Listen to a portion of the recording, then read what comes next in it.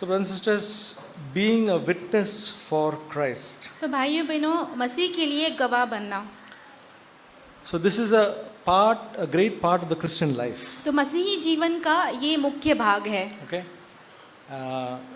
So, Acts chapter 1 verse 8 says, प्रेरितों की किताब पहला अध्याय उसका 8वां वचन कहता है, "But you shall receive power when the Holy Spirit has come upon you, and you shall be my witnesses, both in Jerusalem and in Judea and Samaria, and even to the remotest part of the earth." प्रेरितों के काम पहला अध्याय उसका 8वां वचन, परंतु जब पवित्र आत्मा तुम पर आएगा तब तुम सामर्थ पाओगे और यरूशलेम और सारे यहूदिया और सामरिया में और पृथ्वी की छोर तक मेरे गवाह होंगे. So, the word of God says that when the Holy Spirit comes upon us, we will be his witnesses. तो परमेश्वर का वचन कहता है कि जब पवित्र आत्मा हमारे ऊपर आएगी तब हम उसके गवाह बनेंगे. So, what is the meaning of being a witness? एक गवाह होने का अर्थ क्या होता है? What is a witness? एक गवाह क्या होता है? We have all signed as witnesses in some documents. हम सभी ने कोई भी पत्र पे हमारा जो हस्ताक्षर दिया होगा एक गवाह के रूप में. So here it says we have to be his witnesses. तो यहाँ पे कहा गया है कि हमें उनकी गवाह बनना है. And when the Holy Spirit comes upon us, we will get power to be his witnesses. जब पवित्र आत्मा हमारे ऊपर आएगा तो हमारे अंदर सामर्थ आएगा कि हम प्रभु के गवाह बने. So a witness is an attestation of a fact or event. तो गवाह बनना जो होता है कि कोई कार्य कहीं पे घटा है या हुआ है उसका साक्षी होना. When we sign as witnesses for a person's signature, we are saying that this is the signature, this is the person. तो जब हम कोई पत्र पे हस्ताक्षर देते हैं तब हम ये साबित करते हैं कि यही वो व्यक्ति है. So to attest, to give testimony, to testify of something. या तो फिर ऐसे किसी चीज का साक्षी होना और उसके बारे में गवाही देना. No, the word witness in Greek is martis. और यूनानी भाषा में जो गवाह है उसका जो शब्द दिया गया वो शहीद. The word witness in Greek is martis. और यूनानी शब्द में जो गवाह का जो शब्द दिया गया है वो है मार्टिस्ट. The word martyr comes from the Greek legal term witness. और जो शब्द जो मार्टिस्ट है वो यूनानी भाषा का जो शब्द है विटनेस उसके गवाह उसके द्वारा आता है. So basically witness and martyr are the same. तो बुनियादी रूप में देखा जाए तो एक गवाह होना और शहीद होना दोनों एक ही समान होता है. Very interesting. बहुत ही दिलचस्प बात है ये. In other words, Acts says you shall be my martyrs. भाई जैक दूसरे शब्दों में कहते हैं कि तुम मेरे Acts in Acts it says, you can say, because it says in Greek that it is the word martyr comes from the root word Greek witness. तो प्रेरितों के काम में कहा गया है. दूसरे शब्दों में हम उसे वैसे कह सकते हैं जैसे कि एक गवाह को हम शहीद के रूप में कह सकते हैं. So in those times when there were so many martyrs, they would stand for Christ. उस समय बहुत सारे शहीद हुआ करते थे, वो मसीह के लिए खड़े हुआ करते थे. They would be his witnesses. तो वो उसके गवाह ठहरते थे. So that's why we can say that people who during those times when they took baptism, तो इसलिए हम कहते हैं कि जो लोग उस समय बपतिस्मा जिन लोगों ने लिया था, the day they accepted Christ, they took baptism. और जिस दिन उन्होंने मसीह को स्वीकारा था उसी दिन उन्होंने बपतिस्मा ली. Because they were ready to be martyrs. क्योंकि वो शहीद होने के लिए तैयार थे. तब They were witnesses. वो गवाह थे. Today it's different. पर आज कुछ अलग है. Today when a person says that he accepts Christ, we have to find out whether he is really a witness for God. तो आज कोई व्यक्ति कहता है कि उसने प्रभु को स्वीकारा है, तब हमें ये पता करना होता है कि सच में वो परमेश्वर का गवाह हुआ है कि नहीं. So brothers and sisters, it is one of Jesus' commission and command to us that we will be we will go and make disciples. तो भाइयों बहनों, परमेश्वर का हमारे लिए सौंपा गया हुआ और एक आज्ञा है कि हम जाकर उसके गवाह बने हर जगह. Matthew 28 verse 19 and 20 says, मत्ती 28 उसका 19 और 20 कहता है, Go therefore and make disciples of all nations, baptizing them in the name of the Father, Son and the Holy Spirit, teaching them to observe all that I commanded you, and lo, I am with you always, even to the end of the age. मत्ती 28, 19 और 20, इसलिए तुम जाकर सब जातियों के लोगों को चेला बनाओ और उन्हें पिता और पुत्र पवित्र आत्मा के नाम से बपतिस्मा दो और उन्हें सब बातें जो मैंने तुम्हें आज्ञा दी है मानना सिखाओ और देखो कि जगत के अंत तक सदैव तुम्हारे संग हो. So, brothers and sisters, we must realize that this is a commission, the commission of Jesus, a command for all of us. तो भाइयों बहनों, हमें इस बात का एहसास होना चाहिए कि ये आज्ञा और जो ये सौंपना है परमेश्वर मसीह के द्वारा हम सभियों के लिए है, So that we have to preach the gospel to others. कि हमें दूसरों को सुसमाचार बांटना है। So today we'll just hear how we do that. तो आज हम इसके बारे में सुनेंगे सिर्फ कि हम वो कैसे करेंगे। And see, God could have sent His angels to tell about the gospel to many people. देखिए, परमेश्वर जो है अपने स्वर्गदूत को भेजकर जो है ये कर सकते थे कि वो सभियों को उनके द्वारा प्रचार पहुंचाए, But God uses the people, His people. परंतु परमेश्वर अपने लोगों का इस्तेमाल करते हैं। All of us have come to know Christ because somebody has spoken to us. और हम में से हर लोगों ने मसीह को जाना है क्योंकि किसी ने तो हमसे उसके बारे में बोला है। इसलिए Anybody has come to Christ without some person speaking to you? क्या आप में से कोई ऐसा मसीह में आया है बिना कोई मनुष्य के आपको बताए बिना? I know one friend of mine has spoken to me, that's why I'm here today. मैं जानता हूँ कि एक मेरे दोस्त ने मुझसे बात की, इसीलिए मैं यहाँ पे आज हूँ। So God uses people to touch other people. तो परमेश्वर लोगों का इस्तेमाल करते हैं ताकि वो दूसरे लोगों को छुएं। So Romans 10:14 says, रोमियो 10 उसका 12वां वचन कहता है, How then shall they call upon him in whom they have not believed? And how shall they believe in him when they have not heard? Romeo 10 उसका 14, And how shall they hear without a preacher? फिर जिस पर उन्होंने विश्वास नहीं किया वे उसका नाम क्यों कर ले, और जिसकी नहीं सुनी उस पर क्यों कर विश्वास करे। You read verse 14? Romans 10:14? Yes brother. Okay. So it is so much necessary for us for the gospel, for people to come to salvation, that we should be able to share the gospel.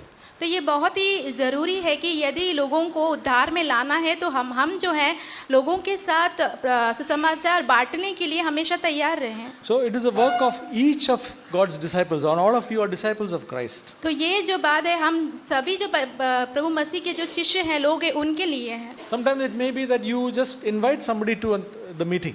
कई बार सिर्फ ऐसा हो सकता है कि आप किसी को सभा में आने के लिए आमंत्रित कर रहे And हो they hear the gospel. और वो आकर यहाँ पे सुसमाचार सुनते हैं। I have done that for a couple of my friends. और ये इस कार्य को मैंने मेरे कुछ दोस्तों के लिए किया है। When they came to the meeting, then they accepted Christ. और जब वो सभा में आए तब उन्होंने मसीह को ग्रहण किया। But God always uses a person. तो परमेश्वर हमेशा एक व्यक्ति का इस्तेमाल करते हैं। Do we desire to be like that? तो क्या हम इस बात की इच्छा रखते हैं वैसा बनने के लिए? So the sharing of the gospel brings good news.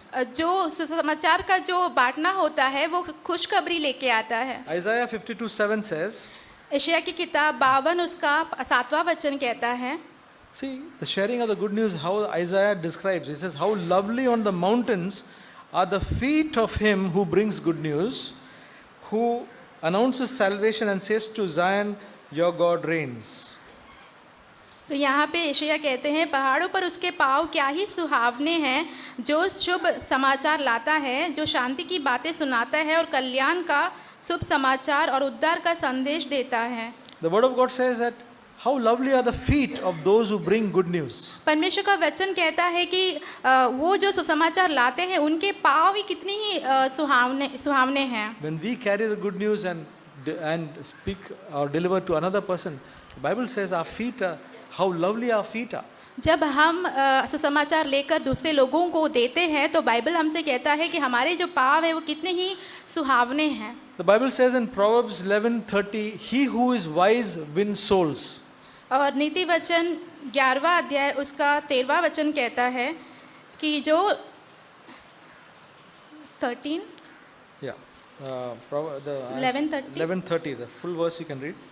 और 13 वचन कहता है जो लुतराई करता है 30 और 30. ओके। नीति वचन 11वां अध्याय उसका 30वां वचन, धर्मी का प्रतिफल जीवन का वृक्ष होता है और बुद्धिमान मनुष्य लोगों के मन को मोह लेता है। So the Bible says we are wise when we win souls. तो बाइबल हमसे कहता है कि जब हम आत्माओं को लेके आते हैं तो हम बुद्धिमान होते हैं। Brothers and sisters, Christ has come into our life भाइयों बहनों, मसीह हमारे जीवन में आया है and has given us peace and joy. और उसने हमें शांति और आनंद दिया है। And do we want to share it to others? तो क्या हम इसे दूसरों के साथ बांटना चाहते हैं, Or do we want to keep it to ourselves? या तो फिर सिर्फ वो हमारे लिए ही हम रखना चाहते हैं?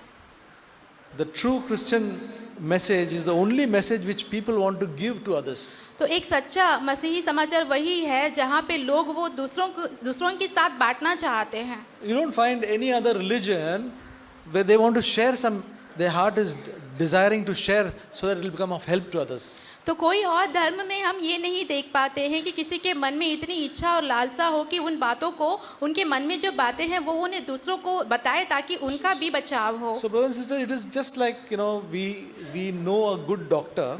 तो भाइयों बहनों, ये वैसा ही हुआ जैसे कि हम एक अच्छे डॉक्टर को जानते We have हैं had some good experience with a good doctor, और उस अच्छे डॉक्टर के साथ हमारा अनुभव अच्छा रहा हो and we have got help from that person, और उस व्यक्ति से हमें सहायता मिली हो, and we find another person in need, और दूसरे एक व्यक्ति को ज़रूरत में हम देखते हैं. and if we keep quiet, यदि हम चुपचाप रहें, that person will not get that help. उस व्यक्ति को मदद नहीं मिलेगी. So similar, it is a very similar thing that we can tell, I know a doctor who can help you. तो वो ऐसे ही समान बात हो गई. हम उनसे कहेंगे कि मैं एक डॉक्टर को जानता हूँ जो तुम्हारी मदद कर सकता है. So similarly, when people are having problems and people are in bondage, then we can tell about Jesus to them because Jesus can help them. तो ऐसे ही जब लोगों को समस्याएं होती है, जब लोग बंधनों में पड़े हुए होते हैं, तो हम उन लोगों को प्रभु मसीह के बारे में बता सकते हैं ताकि मसीह के द्वारा उन्हें भी मदद मिले. I remember a friend of mine many years ago. मैं स्मरण करता हूँ मेरे एक मित्र के विषय में बहुत साल पूर्व. We were really not friends, but we just became friends for a period. कुछ समय के लिए हम मित्र बने थे And he was suddenly under some depression. और वो कुछ निराशा में, मानसिक तनाव में चले गए He was थे. feeling very low about himself. वो अपने बारे में कुछ निचला सोच रहे थे. And so when we met, I just told him about Christ. और जब मैं उससे मिला तो मैं मसीह के बारे में उससे कहा, मैंने मसीह के बारे में उससे कहा. I tried to tell him and tried to encourage him, but he was not much encouraged. और मैंने उससे बात करने की कोशिश की, उसे प्रोत्साहन देने की कोशिश की, पर उतने प्रोत्साहित वो नहीं हुए. That means he was not totally set free. और वो वहाँ पे पूरी तरह से स्वतंत्र नहीं हो पाए. But I took him to another good friend of mine. बाद में मैंने उसे अपने एक अच्छे मित्र के पास ले गया. And that brother prayed for him. और उस भाई ने इस भाई के लिए प्रार्थना किया. And this person after a few days was completely changed. और ये जो व्यक्ति है कि कुछ दिनों के बाद ही पूरी तरह से बदल गया. Till today he is a very faithful servant of God.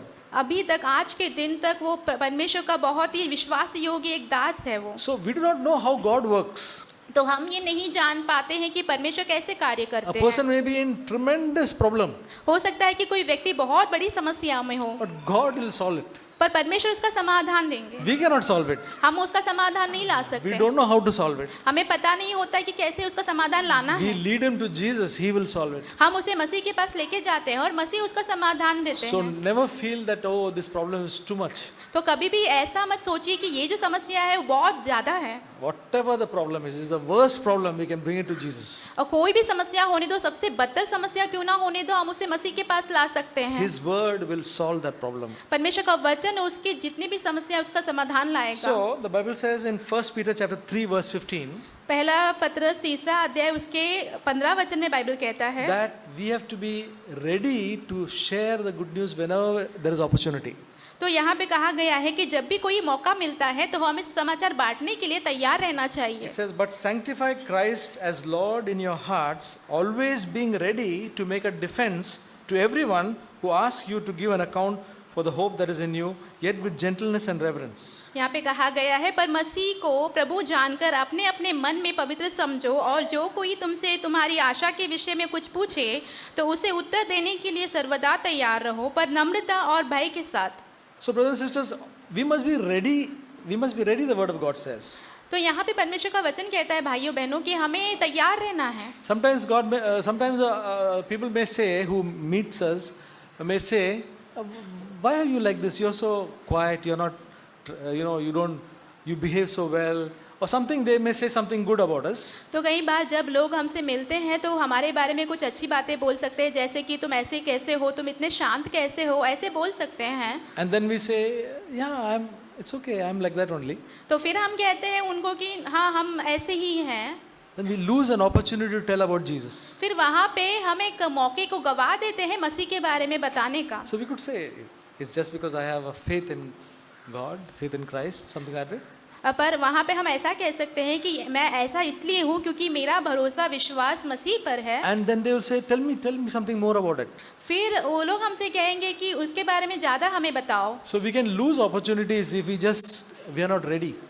यदि हम तैयार नहीं होंगे तो हम मौका गवा भी सकते हैं. Brothers and sisters, in the college, in the workplace, wherever we are, people are always watching us. देखिए भाइयों बहनों, हम कॉलेज में हो सकते हैं या दफ्तर में कहीं भी हो सकते हैं, पर वहाँ पे लोग होंगे जो हमें देख रहे होंगे. And we have to be ready to share whenever they ask. कभी भी वो हमसे पूछे तो हमें बताने के लिए तैयार होना चाहिए. Sometimes people can be too much, trying to push the gospel, whether people like it or not. That we should not do. तो कई बार लोग ऐसा करते हैं कि जहाँ पे लोग पसंद करें या ना पसंद करें वहाँ पे जबरदस्ती सुसमाचार देने की कोशिश करते हैं. वैसा हमें नहीं करना. Always there should be a desire for us to tell about Jesus to others. हमारे अंदर हमेशा एक इच्छा लालसा होनी चाहिए कि हम मसीह के बारे में दूसरों को बताएं. Yeah. So then the important thing is our life must also conform to Christ's life. और सबसे महत्वपूर्ण बात यह है कि हमारा जो जीवन जो है वो मसीह के सदृश में बन जाना चाहिए. See, we are speaking about Jesus to others, and if our life is something different, यदि हम मसीह के यीशु के बारे में दूसरों को बता रहे हैं और हमारा जीवन जो है उससे बिल्कुल विपरीत है, अलग है, that should not be there. तो वो वहाँ पे नहीं होना That will चाहिए. not work also. वो काम भी नहीं करेगा. Matthew 5:16 says, मत्ती 5 उसका 16वां वचन कहता है, let your light shine before men in such a way that they may see your good works and glorify your Father who is in heaven. उसी प्रकार तुम्हारा उजियाला मनुष्यों के सामने चमके कि वे तुम्हारे भले कामों को देखकर तुम्हारे पिता की जो स्वर्ग में है बड़ाई करें.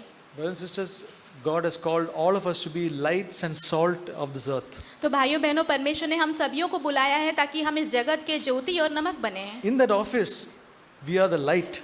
उस दफ्तर में हम वहाँ पे एक ज्योति हैं. In that college, we are the light. उस कॉलेज में हम एक ज्योति हैं. In the school, we are the light. एक स्कूल में हम एक ज्योति हैं. Okay? So, when we are lights, then we can glorify God. जब हम ज्योति होंगे, रोशनी होंगे, तब हम परमेश्वर की महिमा कर पाएंगे. 1 Peter 2:12 says, पहला पत्रस 2 अध्याय उसका 12वां वचन कहता है, it says again, keep your behavior excellent among the Gentiles.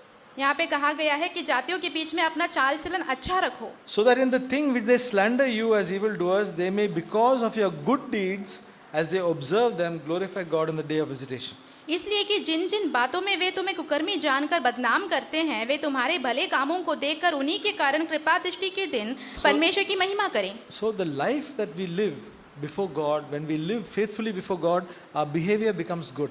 तो जो जीवन हम जीते हैं परमेश्वर के सामने एक विश्वास योग्य जीवन को हम जिएंगे, फिर जो हम काम करेंगे वो भी अच्छा होगा.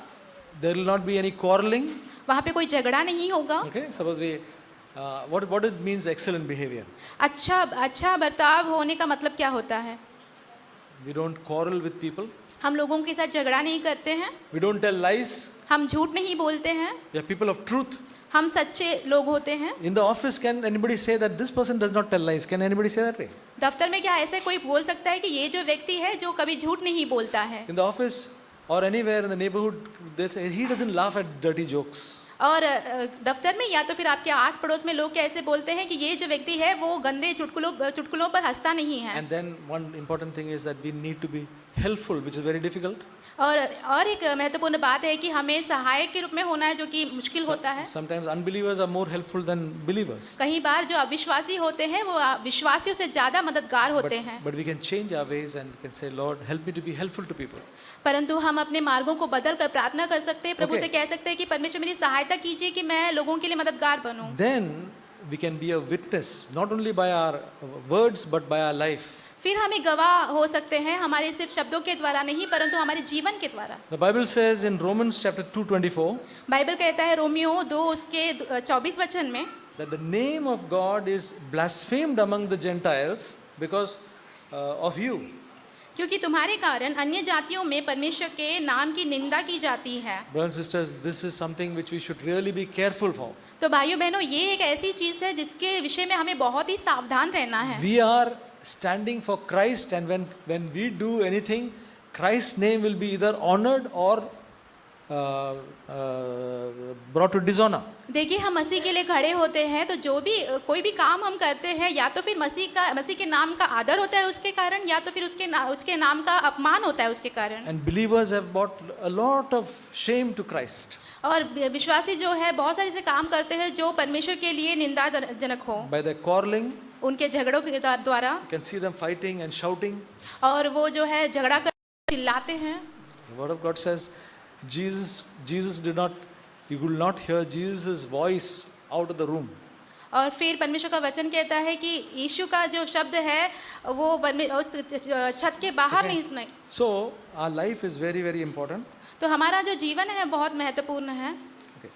Now we can become secret believers. अभी एक और बात है कि हम एक गुप्त विश्वासी हो सकते हैं। Okay, Christ is in our life. Christ has changed us. मसीह हमारे जीवन में है, उसने हमें बदला है, But nobody knows about it. पर उसके बारे में कोई जानता ही नहीं है। In the office, nobody knows. दफ्तर में कोई नहीं जानता, In the college, nobody knows. College में कोई नहीं जानता। We are good people, हम अच्छे लोग हैं, but nobody knows about Christ. पर मसीह के बारे में कोई नहीं जानता। These are called secret believers or shy believers. और इन लोगों को कहा जाता है गुप्त विश्वासी या तो फिर लज्जित विश्वासी। Okay, for shy believers, we need to be filled with the Holy Spirit. और जो शर्म वाले जो विश्वासी होते हैं उन्हें ज़रूरत है कि वो पवित्र आत्मा से भर जाएं। God will give us the power, and then we want to witness, and we will take that step of boldness. परमेश्वर हमें सामर्थ देंगे कि हम जो है हिम्मत के साथ जो है आगे बढ़ेंगे, समाचार बांटना चाहेंगे, परमेश्वर हमें उसकी हिम्मत देगा। Okay, so we should not be secret believers. तो हमें एक गुप्त विश्वासी नहीं बनना है। You know, Nicodemus, two people whom I can think of as secret believers, they were good, very good people. दो व्यक्तियों के बारे में मैं सोच सकता हूँ जो कि गुप्त विश्वासी थे, वो बहुत ही अच्छे लोग थे दोनों। Nicodemus, एक निकोदेमुस है who came to Jesus, and to whom Jesus said, "You must be born again." जो यीशु मसीह के पास आता है और यीशु मसीह उसे कहते हैं कि तुम्हें नया जन्म पाना है। Then we don't see anything about him till the time of Jesus' death. और फिर यीशु मसीह के मरण तक उसके बीच में कहीं भी हम उसके बारे में नहीं देख पाते हैं। Yeah, in between he talks about he defends Jesus. उसके बीच में हम देखते हैं कि वो यीशु का साथ देता है। But yeah, I think he did not become a follower of Jesus. पर मुझे लगता है कि वो मसीह का पीछा करने वाला नहीं बन सका। Probably at the end of his life he became a follower. पर उसके जीवन के अंत में वो उसका शिष्य पीछा करने वाला बन There गया। was another person. Anybody can tell who was the other person who was a secret believer? और एक व्यक्ति है, कोई यहाँ पे बता सकता है कि वो जो गुप्त विश्वासी था वो कौन है? Joseph of Arimathea. अरमिथिया का Yusuf. He was afraid of the Jews, and he remained a secret believer. वो यहूदियों से डरता था और एक गुप्त विश्वासी ही बना रहा वो। But he came out in a very important time. He was the one who helped Jesus for his burial. तो हम देखते हैं कि बहुत ही महत्वपूर्ण समय वो बाहर आता है और यीशु मसीह का जो दफन विधि होता है उसमें सहायता वही करता So, है। brothers and sisters, we should not be a secret believer. तो भाइयों बहनों, हमें एक गुप्त विश्वासी नहीं होना चाहिए। Whenever an opportunity comes, we must say, I believe in Jesus. I am Christian. और जब कभी भी मौका हमें मिलता है तो हमें कहना है कि मैं यीशु मसीह पर विश्वास करता हूँ, मैं एक मसीही हूँ। Not boasting and trying, but just to, so that others can, with the reason that others can come to Christ. इस कारण नहीं कि हम उस विषय में घमंड करते हुए कहें, परंतु इसलिए कि उसके कारण, उस गवाह के कारण दूसरे लोग मसीह के पास आए। Matthew 5:15 says, मत्ती 5 उसका 15 वचन कहता है, Nor do men light a lamp and put it under a peck measure, but on the lampstand, and it gives light to all who are in the house. और लोग दिया जलाकर पैमाने के नीचे नहीं परंतु दीवट पर रखते हैं, तब उससे घर के सब लोगों को प्रकाश पहुंचता है। Luke 12:8-9 says, लूका 12:8 से लेकर 9 वचन कहता And I है, say to everyone who confesses me before men, the Son of Man shall confess him before the angels, but he who denies me before men shall be denied before the angels of God. मैं तुमसे कहता हूँ, जो कोई मनुष्यों के सामने मुझे मान लेगा, उसे मनुष्यों का पुत्र भी परमेश्वर के स्वर्गदूतों के सामने मान लेगा। परंतु जो मनुष्यों के सामने मुझे इनकार करे, उसका परमेश्वर के स्वर्गदूतों के सामने इनकार किया जाएगा। It's a great privilege to confess Jesus before people. तो बहुत ही सौभाग्य की बात है कि हम दूसरों के सामने मसीह का जो है मसीह को अंगीकार कर सकते हैं। Jesus will confess our name before the angels. तब प्रभु यीशु मसीह हमारा नाम जो है स्वर्गदूतों के सामने भी अंगीकार We करेंगे। will grow in boldness, we will grow in grace. हम जो है हिम्मत में बढ़ेंगे, हम अनुग्रह में बढ़ेंगे। So, I want to just share about when we want to share as a witness of Christ, what some things that we can do. जब हम मसीह के गवाह बनकर दूसरों को कुछ बोलने जा रहे हैं, तब कुछ चीज़ें होती है जो हम कर सकते हैं। Some help for this. उसके लिए कुछ सहायता। One great help is our testimony. सबसे बड़ी सहायता जो है वो हमारी गवाही है। Okay? What is a testimony? हमारी गवाही क्या है? Testimony is of what Christ has done in my life. गवाही वो होता है कि मसीह ने मेरे जीवन के लिए क्या किया है। Suppose I go to speak to a person and bring the Bible, he'll say, no, I don't want to listen because it's a religion. और मान लीजिए कि हम कोई व्यक्ति के पास जाते हैं समाचार सुनाने के लिए, बाइबल लेके जाते हैं और वो कहते हैं कि नहीं मुझे नहीं सुनना है क्योंकि एक धर्म है। But if I say, I just want to tell something of my life to you, अगर हम यदि ऐसा कहें कि मैं मेरे जीवन से आपको कुछ कहना चाहता हूँ, everybody's ear will be open. फिर सभी के कान खुले होंगे। Okay? And they'll hear what we have to say. और फिर वो लोग हम जो कहना चाहते हैं वो सुनने के लिए तैयार होंगे। So I want to tell each one of you it's a homework. तो हमें सभी को यहाँ पे कहना चाहता हूँ, ये एक घर का काम दिया गया है आपको। Okay? You want to have a homework? क्या आप इस होमवर्क को करना चाहते हैं? It's 1 month. The homework will, the end date is 1 month from now. तो ये होमवर्क का जो समाप्ति जो दिन है वो इस महीने का अंत का तारीख होगा। Write your testimony. आपकी जो गवाही है वो आप लिखें। Okay? Write your testimony on a piece of paper. एक कागज पर आप अपनी गवाही को लिखें। Preferably a full-scape paper or A4 size paper. एक A4 साइज का जो बड़ा जो कागज होता है उस पे लिखें आप। If the testimony is so big, fine. अगर आपकी गवाही बहुत बड़ी है तो भी ठीक है। If it is lesser also, it's okay. अगर वो कम भी है तो भी ठीक है। But the testimony is like this.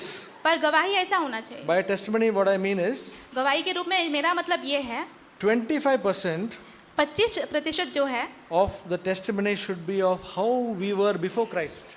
और जो 25% जो गवाही आपकी होनी चाहिए कि आप मसीह में आने से पहले कैसे थे। How we were, our life before Christ is 25%.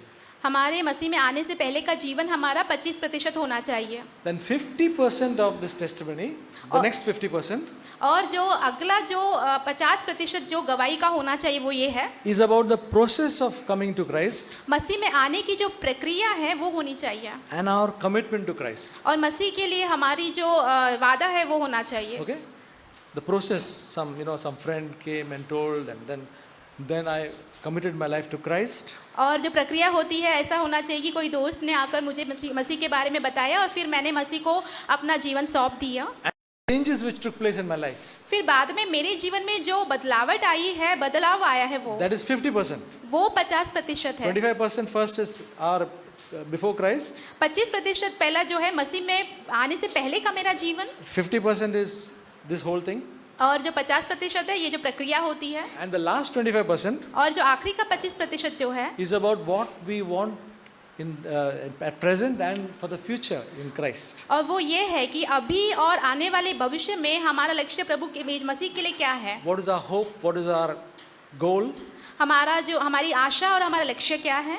So this forms the testimony. तो ये जो एक गवाह बनाता है। I was taught this many years back. इसके बारे में मैंने बहुत साल पूर्व ही सोचा था And I wrote my testimony. और मैंने मेरी गवाही लिखी And I have shared my testimony so many times. और मैंने अपनी गवाही कई बार बांटी है। Every time that testimony makes me communicate. और वो गवाही जो है हमेशा मेरी सहायता करता है कि मैं बात करूं। Sometimes the testimony can be a big one. हो सकता है कई बार जो गवाही है वो बड़ी हो, But we should be able to tell our testimony in 5 minutes also. परंतु हम अपनी जो गवाही है वो 5 मिनट में भी बोल पाए ऐसा होना You चाहिए। can tell 5 minutes, 15 minutes, half an hour as the time is there. जैसा जैसा समय मिलता है 5 मिनट, 15 मिनट या आधा घंटा वैसा। So I want all of you to write the testimonies. मैं चाहता हूँ कि आप सभी लोग जो हैं वो अपनी गवाही को लिखें, and later on we would like to hear testimonies. और उसके बाद हम चाहेंगे कि आपकी गवाहियाँ हम सुने। So that is the thing. And then another help for witnessing is by giving tracts. और दूसरी जो मदद जो गवाही के लिए हम ले सकते हैं वो ये है कि जो पुस्तकें होती है, ट्रैक्स होती हैं, उसे बांटना। So you have Real Truth, and then you have the video tape of his memory, or any other simple tract which you find is very easy to understand. You can carry it with you so that you can give it to others. जो कोई भी छोटी छोटी जो किताबें होती है, जैसे कि वास्तविक सत्य है, और छोटी छोटी ऐसी किताबें जो आप अपने बैग में लेके चल सकते हैं, वो अपने साथ ले चलिए कि तब कभी भी उसका उपयोग आए तो आप उसे दे सकते हैं। Well, sisters, we've been speaking in our church so much about becoming holy and becoming more like Christ. देखिए भाई बहनों, हम जो है बहुत सारा बातें जो है प्रभु के जैसे बनने के बारे में, पवित्र होने के बारे में बातें करते हैं। But this is one great commission for each one of us. परंतु ये जो सौंपा जाना है हम सभी के लिए एक बहुत महत्वपूर्ण जरूरी है। Should never lose sight of that. तो उससे अपनी आंखें मत हटाइए। Okay? So may God help us. तो परमेश्वर हमारी सहायता करे इसमें।